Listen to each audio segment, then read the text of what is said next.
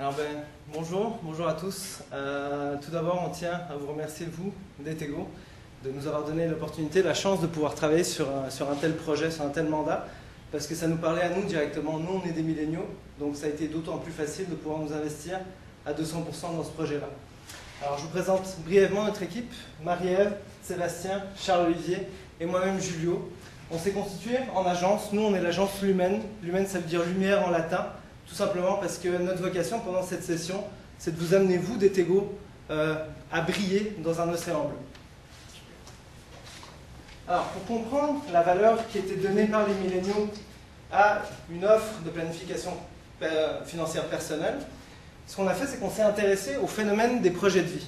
À partir de ce phénomène-là, on a posé la question de recherche suivante.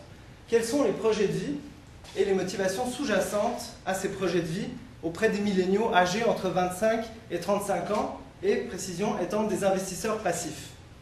À partir de cette question de recherche-là, on a décelé, en fait, on a fait ressortir les deux objectifs de recherche que vous voyez ici. Donc le premier, c'est aller comprendre finalement les motivations qui sont derrière les projets de vie des participants.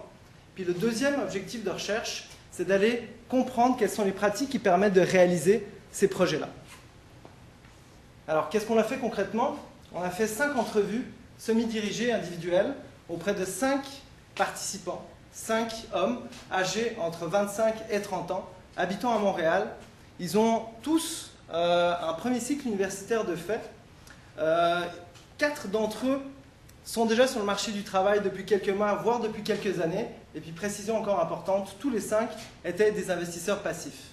Maintenant, je vais vous laisser en compagnie de Marie-Ève qui va vous présenter les résultats de notre recherche. Donc, à partir de ces 5 entrevues-là, on a été capable de déterminer 3 grands insights qui sortaient du discours de nos participants. D'abord, l'accomplissement professionnel. L'accomplissement professionnel, c'est que nos participants nous parlaient beaucoup en termes de projet de vie, carrière. Ensuite, l'instrumentalité de l'argent, le fait que l'argent est un outil dans la réalisation des projets. Puis la flexibilité. Ça témoigne du fait que nos participants souhaitent profiter du présent sans pour autant compromettre leurs projets futurs. Donc, parlons-en plus en profondeur maintenant. Premier thème, l'accomplissement professionnel. On a ici Kevin qui nous dit « Moi, avant que je décide de réussir personnellement, je veux absolument réussir professionnellement. » Ça témoigne du fait que nos participants parlaient beaucoup en termes de carrière. C'était les projets les plus accessibles en mémoire pour eux. C'était également les projets les plus nombreux et les projets desquels ils parlaient avec le plus de passion. Ils nous parlaient d'un autoportrait, d'un soi idéal, accompli par la carrière. Dans le fond, cette réussite professionnelle-là, chacun avait sa dimension unique à ça, chacun avait sa définition, mais ce qui ressortait, c'est le fait qu'ils désiraient s'accomplir dans un domaine qui leur plaise, où ils pouvaient maximiser leurs compétences et faire valoir leurs talents. Ensuite, deuxième résultat, l'instrumentalité de l'argent. On a ici Vincent qui nous dit « Je ne suis pas owné par l'argent, c'est moi qui own mon argent ». C'est beaucoup ressorti chez les participants qui voulaient que l'argent travaille pour eux dans la réalisation de leur projet de vie. Cette vision-là entrait en contradiction avec celle qu'ils avaient de leurs parents. Chacun d'entre eux nous ont parlé de leurs parents qui, eux, accumulaient de l'argent dans le but de s'en servir à la retraite pour des projets. Mais pour eux, ils veulent pouvoir l'utiliser quand bon leur semble avec les projets qu'ils ont au travers de leur vie. Finalement, la flexibilité. Ici, on a Mathieu qui nous dit « Je me suis toujours gardé plusieurs opportunités, des portes de sortie, si je voulais changer du jour au lendemain, ce que je fais en ce moment. » Ça témoigne, chacun de nos participants nous a parlé du fait qu'ils veulent pouvoir être flexibles. Ils avaient une liste de projets de vie. Cette liste-là, dans la liste, il y avait beaucoup de projets qui entraient en compétition pour des ressources comme le temps, comme l'argent. Mais pourtant, aucun projet ne pouvait être compromis dans leur tête.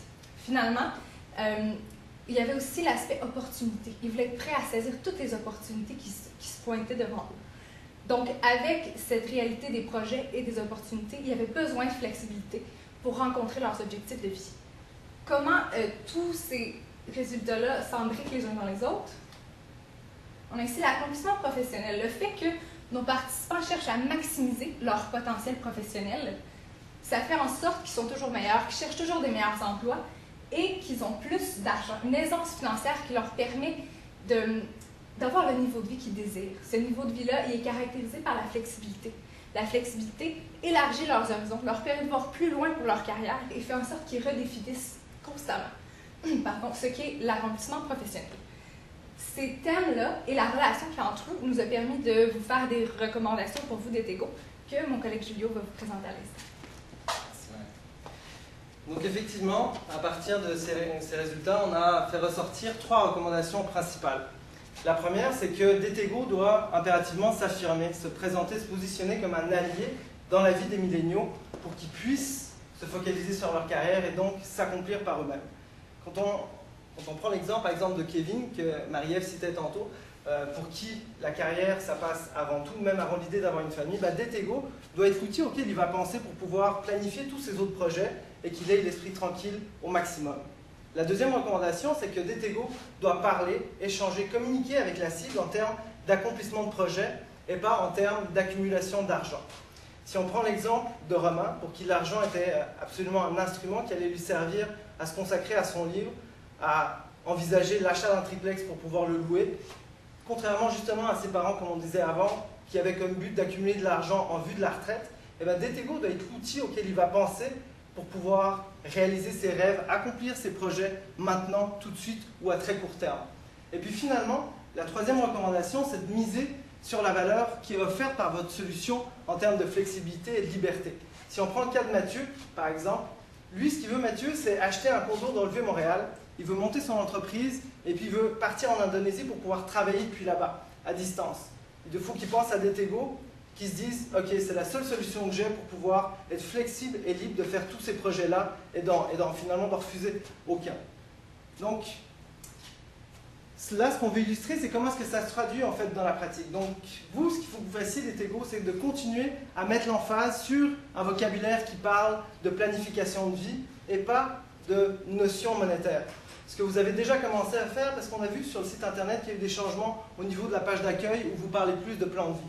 Vous êtes vraiment dans la bonne direction. Ensuite, au niveau du deuxième exemple en termes de pratique, c'est de montrer finalement aux milléniaux que leur vie, elle peut se planifier très rapidement. Puis avec le temps qui est économisé, ils vont pouvoir s'investir d'autant plus dans leur carrière, de s'accomplir encore plus personnellement, et puis pourquoi pas d'augmenter leurs ressources.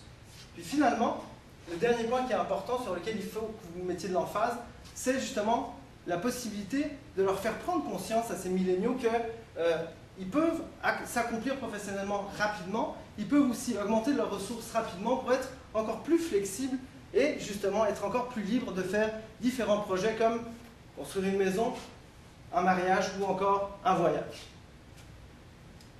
Donc, à partir de ça, d'Etego, mes projets, ma carrière. Planifier